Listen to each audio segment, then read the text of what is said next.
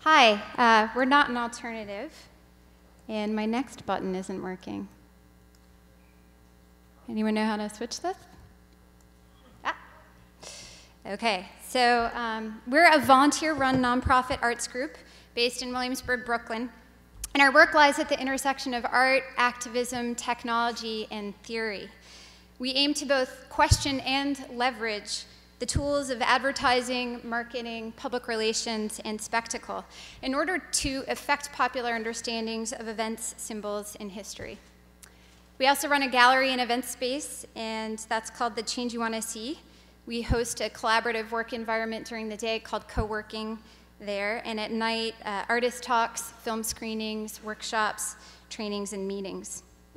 So we're introducing this panel, Trespassers, Squatters, and Interventionists. To begin with, we feel that the first question we must ask is, what is space in the contemporary age? What is the landscape that we're responding to, and how are people responding? For our practice at Not an Alternative, we believe an immaterial map has been overlaid atop the material landscape, covering the entire world.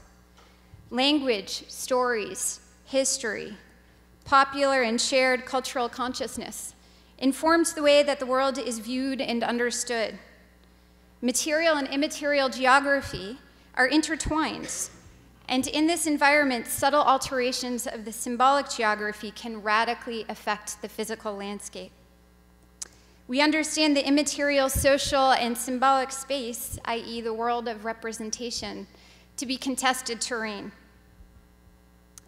Space is no longer discovered, but created or produced through branding, naming, and representation. We see here Dumbo down under the Manhattan Bridge overpass, and a realtor's naming of a neighborhood. Another one here, the East Williamsburg area, which I knew as Bushwick just a few years ago. So if this is the nature of the contemporary landscape, we'll start from there. What is our historical context? First, the geopolitical context, globalization, global shifts in the labor force, displacement, the housing bubble, and finally the economic crash. All have resulted in significant shifts in the material landscape. It was just announced that US foreclosure filings in the third quarter this year reached a record high, nearly 940,000 homes foreclosed in one quarter, or repossessed by banks.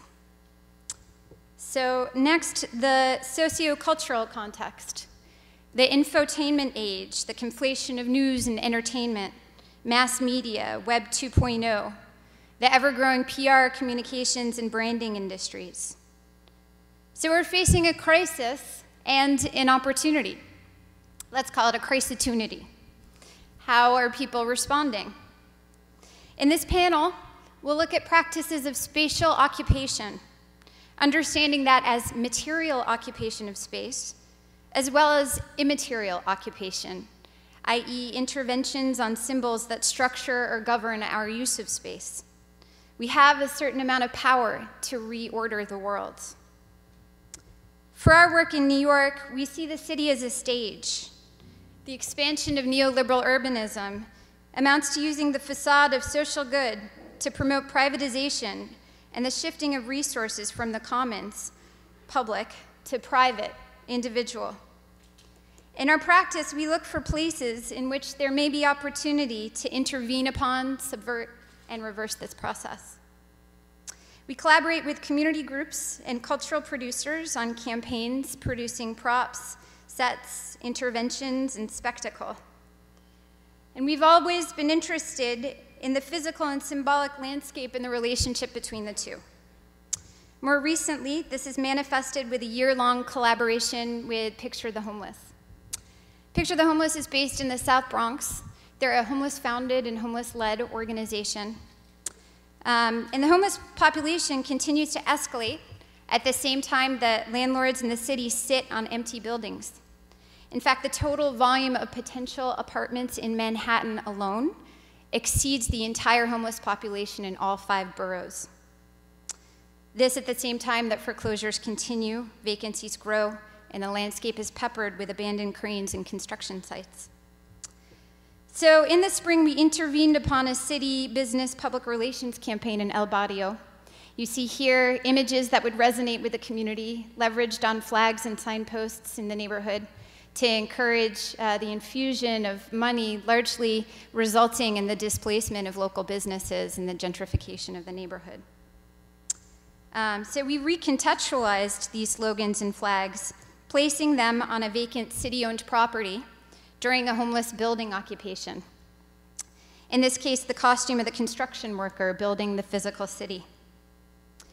Over the summer, we teamed up with Picture the Homeless again to stage an intervention on the urban landscape. The collaboration involved the production and deployment of a homeless tent city in a vacant bank-owned lot in East Harlem. As a diversion, we costumed as a film production crew shooting a music video. This was the cover story for the deployment and the installation of the tent city. More than 100 homeless people and allies occupied the lot for the duration of the day, and the action resulted in 10 arrests by nightfall.